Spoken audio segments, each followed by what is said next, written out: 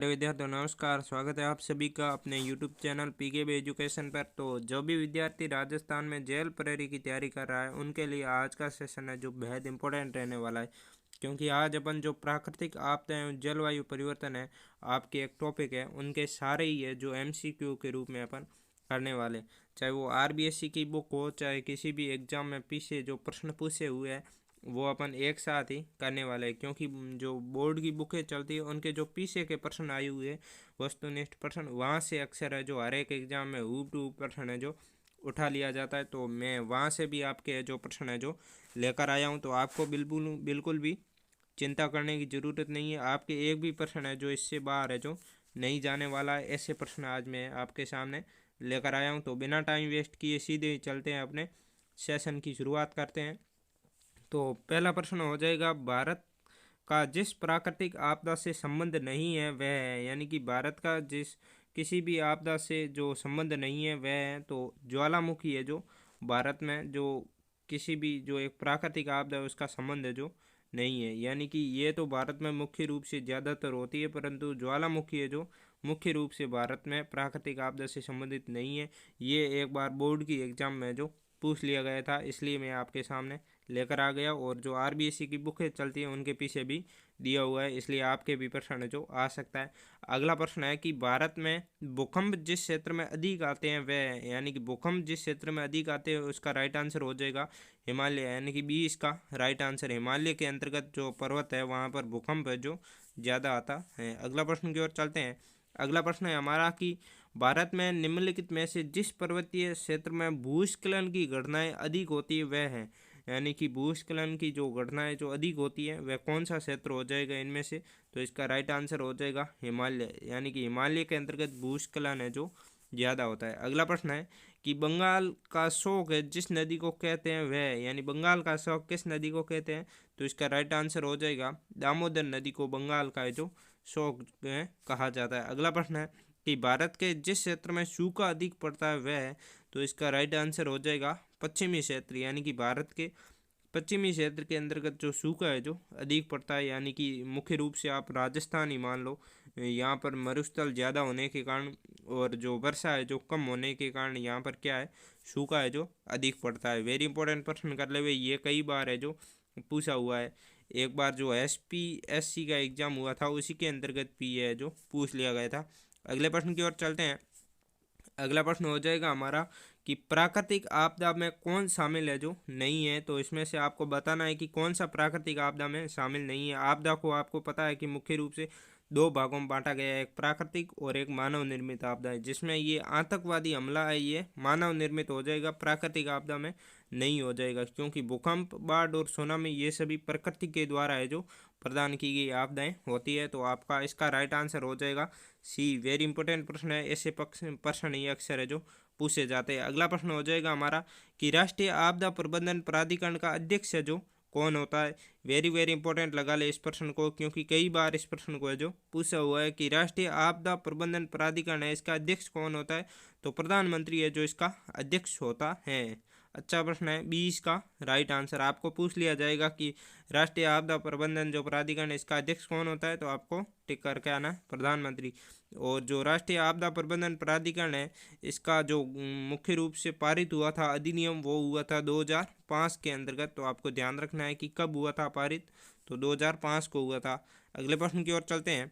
अगला प्रश्न हो जाएगा हमारा कि ग्रीन हाउस प्रभाव मुख्य रूप से किस गैस के कारण है जो होता है, तो ग्रीन हाउस प्रभाव है जो आपको पता है कि कार्बन डाइऑक्साइड के कारण है जो होता है, यानी CO2 के कारण है जो ग्रीन हाउस प्रभाव है जो मुख्य रूप से किस कारण होता है, तो CO2 के कारण होता है, यानी कार्बन डाइऑक्साइड के कारण होता है। सी इसका राइट आंसर। अगला प्रश्न है कि जलवायु परिवर्तन के मुख्य कारकों में कौन से एक क्या है, यानी कि जलवायु परिवर्तन के मुख्य कारणों में से एक कारण है जो आपको बताना है।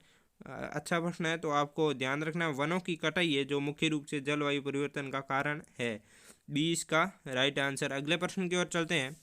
अगले प्रश्न हो जाएगा हमारा कि आपदा प्रबंधन का उद्देश्य वो क्या है, तो इसका राइट आंसर हो जाएगा आपदाओं से पहले और दौरान और उसके बाद में क्षति को है जो कम करना इसका मुख्य उद्देश्य हो जाएगा, यानी कि जितनी भी आपदाओं से संबंधित जो जोखिम है उससे पहले हो या उसके दौरान हो तो उसको कम करना ही इसका मुख्य उद्देश्य माना जाएगा।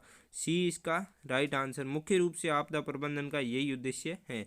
अगला प्रश्न है कि आपदा को कितने प्रकार में विभाजित किया जाता है। तो आपदा को मुख्य रूप से दो प्रकार में विभाजित किया जाता है, एक प्राकृतिक आपदा और एक मानव निर्मित आपदा। यानी प्राकृतिक में आपके हो जाएगी भूकंप है, भूस्खलन है, ज्वालामुखी है, जितने भी है जो एक आग है, ये सभी के सभी क्या है प्राकृतिक आपदा। और मानव निर्मित आपदा है जितने भी है आतंकवाद है, इससे संबंधित जो भी मानव से संबंधित है, जो मानव क्रियाओं द्वारा फैली हुई आपदाओं को मानव निर्मित आपदा कहा जाएगा। यानी कि ये सभी प्रकार की आपदाएं हो जाएगी। अगले प्रश्न की ओर चलते हैं। कभी कभी ये भी पूछ लिया जाता है कि कौन सी मानव निर्मित आपदा है और कौन सी नहीं है, तो आपको थोड़ा सा ध्यान रखना है। अगला है कि आपदा प्रबंधन अधिनियम किस वर्ष है जो पारित हुआ। वेरी इंपॉर्टेंट प्रश्न है, कई बार हर एक एग्जाम में पूछा हुआ प्रश्न है। तो 2005 के अंतर्गत है जो पारित हुआ है। अगला प्रश्न है कि भूकंप मापने के लिए किस उपकरण का उपयोग किया जाता है। तो सिस्मोग्राफी का उपयोग है जो भूकंप मापने के लिए किया जाता है। यह हर एक कंपटीशन एग्जाम में पूछा हुआ है, परंतु आपके तो परफेक्ट है जो यहाँ पर आपदाओं से संबंधित टॉपिक दिया हुआ है, तो ये प्रश्न तो पक्का 100% है जो आपके सपेगा प्रश्न। वेरी इंपॉर्टेंट कर ले इस प्रश्न को। अगले प्रश्न की ओर चलते हैं। अगला प्रश्न हो जाएगा हमारा कि राष्ट्रीय आपदा प्रबंधन प्राधिकरण का मुख्यालय जो कहाँ स्थित है। तो इसका राइट आंसर हो जाएगा नई दिल्ली के अंतर्गत है जो इसका राष्ट्रीय आपदा प्रबंधन प्राधिकरण का क्या है मुख्यालय है। वेरी इंपॉर्टेंट प्रश्न कर ले। अगला है कि आपदा शब्द का अर्थ है जो क्या है। तो अनहोनी घटनाएं, यानी कि जो अनहोनी घटनाएं होती है, जो अच्छी घटनाएं जो नहीं होती है, उसे क्या कहेंगे आपदा प्रबंधन है जो आपदा शब्द का अर्थ होगा। यानी वेरी इंपॉर्टेंट कर ले, आपदा शब्द का क्या अर्थ है। ये एक बार फर्स्ट ग्रेड में ऐसे ही पूछ लिया गया है, सरल प्रश्न है परंतु पूछ लिया जाता है। अगले प्रश्न की ओर चलते हैं। अगला प्रश्न हो जाएगा हमारा कि भारत में बाढ़ सबसे ज़्यादा किस क्षेत्र में होती है। यानी कि आपको बताना है कि बाढ़ सबसे ज़्यादा इनमें से किस क्षेत्र में होती है, राजस्थान में होती है या गंगा ब्रह्मपुत्र में। तो ध्यान रखना, गंगा और ब्रह्मपुत्र का जो डेल्टा है वहाँ पर सर्वाधिक है जो बाढ़ होती है। यानी कि बाढ़ सबसे ज़्यादा किस क्षेत्र में पूछी जाती है, ऐसे कि आपको दे दी जाती है कौन सा क्षेत्र है जो बाढ़ से प्रभावित सबसे ज़्यादा होता है। तो ध्यान रखना गंगा ब्रह्मपुत्र का डेल्टा। यानी यहाँ पर आपको पता है एक सुंदरबन का डेल्टा भी है, वो भी पूछा जाता है, और ये मुख्य रूप से पश्चिम बंगाल में फैला हुआ क्षेत्र है। अगला है कि भारत में भूकंप प्रभावित क्षेत्र है जो कितने जोन में विभाजित है। अच्छा प्रश्न है, पूछा जाता है। तो इसके भूकंप से प्रभावित तो कुल जोन है जो हो जाएंगे 4। यानी कि जोन का मतलब ये होता है कि एक भूकंप से प्रभावित है जो पर्टिकुलर एरिया को है जो घोषित कर दिया जाता है, उसे जोन कहते हैं। तो 4 है जो भारत में मुख्य रूप से घोषित किए हुए हैं भूकंप से प्रभावित क्षेत्र है। तो अगले प्रश्न की ओर चलते हैं। अगला प्रश्न हो जाएगा हमारा कि सुनामी का नाम है जो किस भाषा से लिया गया। तो ध्यान रखना जापानी से सुनामी है जो शब्द है जो लिया हुआ है। यानी कि सुनामी सबसे ज़्यादा यदि किसी देश में फैली तो वो जापान के अंतर्गत है जो सबसे पहले और अब तक की सबसे ज़्यादा बार घटना है घटी है, तो वो देश हो जाएगा जापान। वेरी इंपॉर्टेंट कर लेना, ये भी प्रश्न पूछा जा सकता है कि कौन से देश में है, तो जापान में हो जाएगी।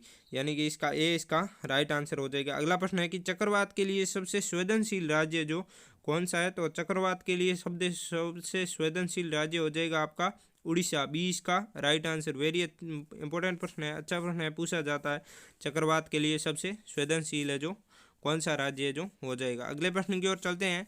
अगला प्रश्न हो जाएगा हमारा कि पेरिस समझौता है जो किससे संबंधित है। तो पेरिस समझौता है जो जलवायु परिवर्तन से संबंधित है। यानी कि पेरिस समझौता हुआ था एक जलवायु परिवर्तन जो ग्लोबल हमारी वार्मिंग है जो ज़्यादा बढ़ने के कारण सभी देशों ने मिलकर एक साथ है जो समझौता किया, उसे ही क्या कहते हैं पेरिस समझौता है जो कहते हैं। तो वो जलवायु परिवर्तन से संबंधित था, न कि जैव विविधता से संबंधित।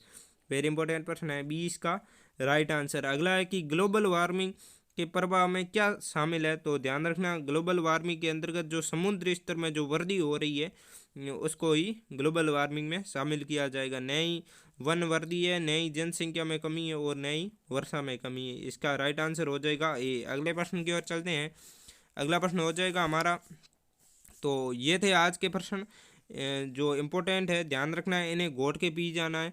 आपके 100% है जो यहाँ से प्रश्न है जो छपेगा, तो इन्हें अच्छे से है जो आपको याद कर लेना है। तो कैसे लगी सेशन कमेंट बॉक्स में ज़रूर बताएं। अब मिलते हैं अगले वीडियो में, तब तक के लिए सभी को थैंक यू।